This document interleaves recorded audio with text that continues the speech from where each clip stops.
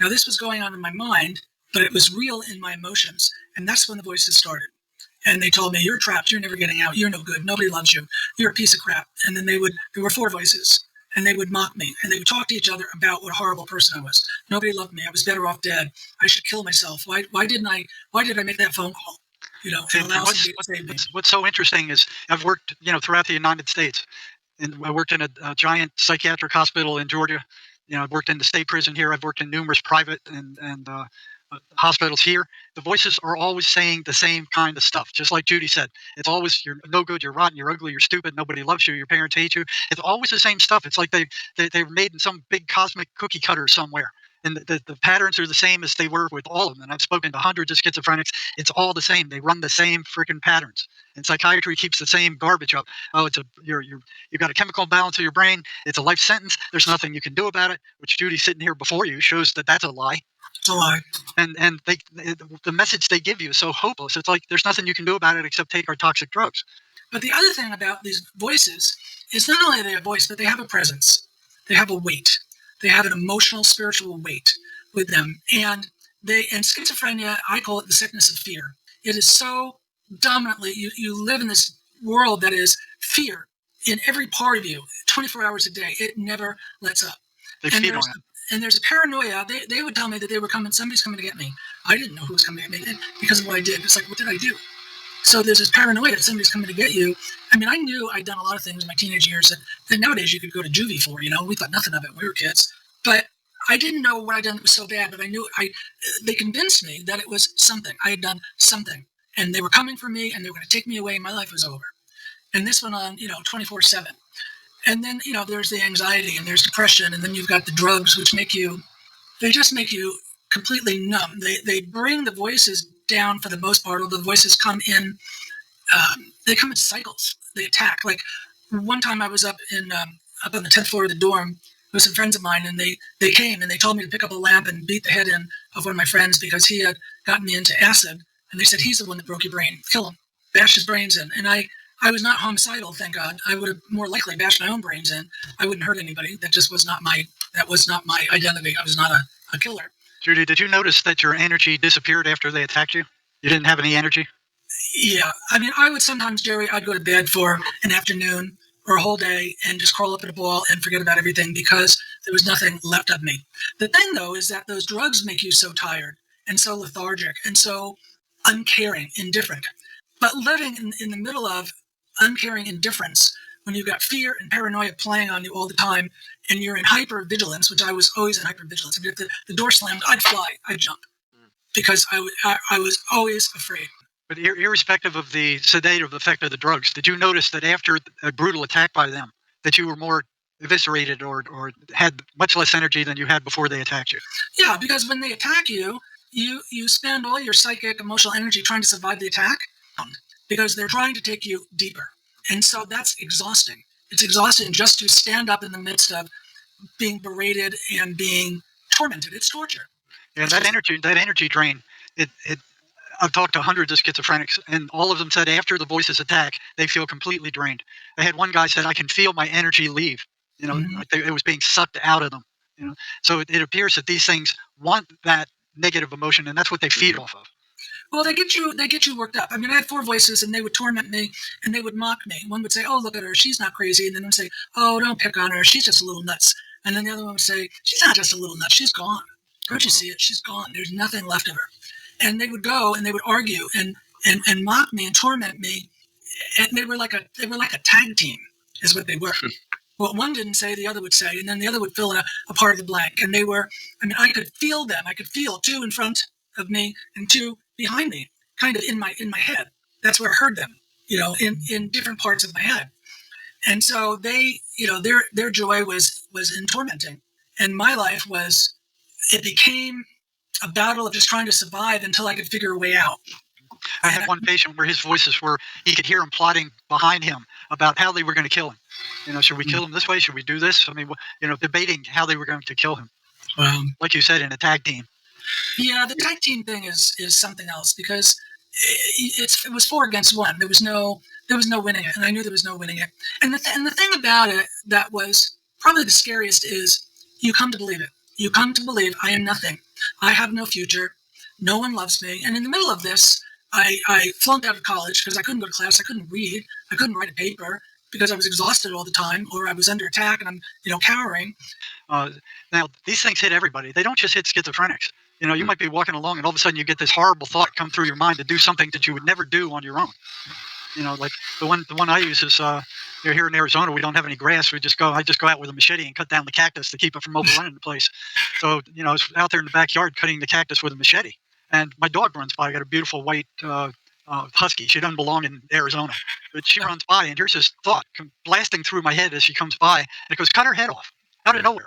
Out of absolutely nowhere. That wasn't my thought. I would never do anything like that. And I was even horrified that it happened. It upset me that I heard a thought like that go through my head. That happens to everybody.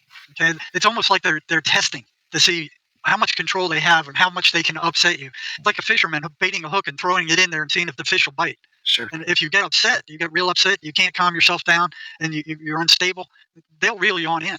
Well, the other thing is there are spiritual open doors. Drugs is an open door. The occult is an open door. It makes it very easy for them to get in. It gives them the right. Yeah, the occult is a big one. I've had people, Ouija boards. Yeah. People playing with Ouija boards. They're talking to some spirit on the Ouija board, and then all of a sudden it appears in their head, and it's the same spirit. Here's something interesting. I was listening one day to a radio show, and they were talking about how many teenage boys smoking pot suddenly develop schizophrenia. And I'm like, I can tell you what that's about. It's like, that's not so hard to figure out, because that's when it happened to me, smoking pot. And it's an open door. It lets them in. And once they get in, until you get rid of whatever the door is, whatever it is that gives them the right to be there, and they have the right to be there. If you're into the occult, if you're into drugs, if you've got some crazy sin in your life, they have the right to be there. And until you clear that up, they're not going anywhere. Yeah. They're not going anywhere. And I had given them, I had all kinds of crazy things I'd done. I had the occult, I'd done Ouija board, I had drugs, and then I was, smoking pot is when it all started. So they had a right to me. And I kind of sensed that I had no choice at that point. Oh, yeah, just take your meds. Everything will be, just take your meds. Like the meds are the cure for everything. So here you have a spiritual disorder, and they're dumping toxic chemicals on your brain and turning you into a zombie on top of it. And then giving you, oh, yeah, this is the only thing there is. They'll tell you maybe the common ones. Okay, well, you might get a dry mouth, you may get blurred vision, It's the most common ones they might mention, but they don't tell you about the neurological damage, the shaking, the tongue darting, the attack on your peripheral nervous system. I mean, these drugs do permanent damage to your neurological system, and it's not reversible. And what I saw them do is when those symptoms of neurological damage started to show up, they didn't back off those psychiatric drugs. Another one. They give you a cogentin to kind of cover it so you don't feel it while your brain is being rotted out. Yeah. These people are unfreaking believable. I mean, if people knew how deceptive they were, pushed by the pills, I was nearly blind for, I don't know how long, 2 days, 3 days a week, I don't know, I don't remember. But my eyesight was so blurry that I couldn't focus on anything to walk and go anywhere. I'd be falling over things. I couldn't see anything. And they tell you, oh, that's normal. It'll clear up in a few days. I called up to say, oh, that's fine. It's just a side effect. It'll go away. You have cogentin. It'll go away. Yeah, and they talk about these side effects like, oh, it's nothing. No, these are toxic reactions. These are poison reactions to the poison that they're giving these people. Those drugs are toxic. These aren't just side effects. This is your body suffering from the toxicity of those medications. You know what they don't understand? And this breaks my heart. They don't understand that in front of them, they have a person who's been broken beyond belief. And they just told that person there's no repair. So what they've done is they've signed their death warrant. Yeah. They've signed the death of their life. They might have signed, the death of their day-to-day life. I mean, they might go on living, but their day-to-day life is over. They may have signed the death warrant permanently. Because that person at some point, if that had gone on, I would have killed myself. Because you can't live like that. That torment. The Bible says fear hath torment. Fear is torment. It is absolute horrible torment. And they don't, and I had a really nice psychiatrist. He was from Scotland. He had a great accent. He really liked me. He was a nice guy. But he had no idea that he had signed a death warrant for me with a straight face. He didn't know what he had done. Yeah, they're brainwashed in medical school. They don't understand. And I don't know how many of them I've heard tell people, their patients, it's a life sentence. There's no hope. Yeah. Well, and then, then if you say that you want to get off your pills, that's a new symptom. They go nuts, yeah. That's a new symptom. If you want to get well, that's a new symptom. Yeah, you're being non-compliant. So medicate that to shut you up. Keep it in. And then they put that in your chart, non-compliant with medications. These antidepressants, that one of the side effects listed is suicidal ideation. Mm-hmm. So they're giving depressed people medications, and a lot of times these are these mass murderers that are on those drugs, and they go out and they shoot a bunch of people, and they're on antidepressants. And those antidepressants aren't making anybody any better either. None of their drugs are curing anybody. They don't want cures. They want to keep endlessly treating symptoms. Well, and they don't recognize anything spiritual. Yes. They don't recognize anything spiritual. Yeah, I had trauma. That's physical. It's emotional. It was real. It was identifiable. But I think most people now believe there is a spiritual world, that there is good and there is evil, especially since COVID. More and more people waking up to what's going on, what's happening in the world, why is the world going so crazy? Well, because there's evil influences in the world. But psychiatrists and doctors, they don't believe in any of that stuff. You talk spiritual stuff to them and they're like, like that. But it exists. It exists. Derry, you deal with people. I deal with people that I counsel who come to me who are struggling with darkness. And it doesn't take but a prayer to command it to go, that it goes. Or they're struggling with guilt, or they're struggling with shame, or they're struggling with something. And I can just, in Jesus' name, command it to go. And it goes. And people are like, how'd you do that? And I'm like, because it's spiritual. That's right. Spiritual. And usually there's something emotional in it, and then you have to deal with the emotional stuff. But that oppression, that darkness, that overwhelming sense of that something is terribly wrong with you, or you did something really bad, or your life is horrible. They feed on that stuff. If you've got any kind of weakness, they come and they feed and they feed and they feed it, and it grows bigger. And it grows bigger. They're parasites, and we're spiritual beings. I went through 8 years of higher education, a BA in psychology, a master's degree in counseling, a PhD, part of it, 2 years of PhD. Nothing spiritual. It was spiritually dry like the Gobi Desert. Never mentioned anything spiritual, and we're spiritual beings. We're energetic beings. I mean, your thoughts are energy. Your spirit is energy. Your feelings are energy. Your memories, everything's energy. And here's psychiatry dumping toxic drugs on your brain. Yeah, disconnect the receiver. It's no wonder that we're the most aspiritual that we've ever been as human beings, and we're also the most diseased and ill people, and we've strayed so far from our path and from meaning and purpose. And as a population, we lack that. It's a very obvious connection, and I'm really glad that you guys brought it up. Judy and I are both MACE therapists. This is a cutting-edge energetic psychotherapy that can get rid of trauma, deep trauma, from like Judy was talking about, in an hour. It's gone, and it doesn't come back. It's a permanent cure. Mm-hmm. Yeah, and I've seen with people, that come and have, terrible trauma and strong negative emotions, and after an hour, they're like, it's gone. Yep, they can feel it. It's gone. And it actually works. It cures trauma for the most part. It does it very quickly, and it does it permanently. No drugs involved.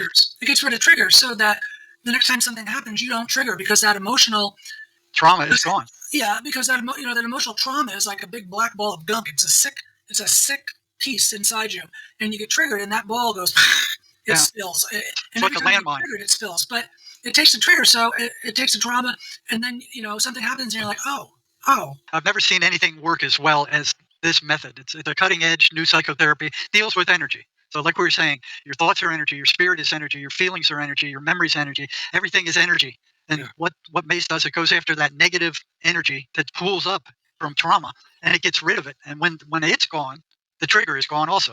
Mm-hmm. So you're no longer set off by the same things that set you off before. And it happens very quickly. And it's not a talk therapy. The therapist doesn't have to know anything about the trauma. Except where it happened. Story. Everything just really resonates, especially the fact that, the cyclical nature of life too, how it kind of the same story keeps coming over and over. It's like, mm-hmm. when you're chatting with people, you're like, it doesn't make any good sense. Like, there's no way it's a coincidence that one person who experienced this in childhood experienced the same thing, just a different story, mm-hmm. like 20 times in their life. There's no way that that's a coincidence. That's the design. That's the absolute definitive, for me at least, like, there is an intelligent design to the journey that one goes through to try to overcome these traumas that occur, right? Like, there's no way that it's a coincidence that it keeps happening over and over and over again. And they attract it. And what's interesting with MACE is once you get to the base one and get rid of the base one, all the rest just disappear like dominoes. It's like pushing that first domino, and it's boom, boom, boom, boom, boom. All the ones that are similar to that all disappear also. Yeah. They're all gone.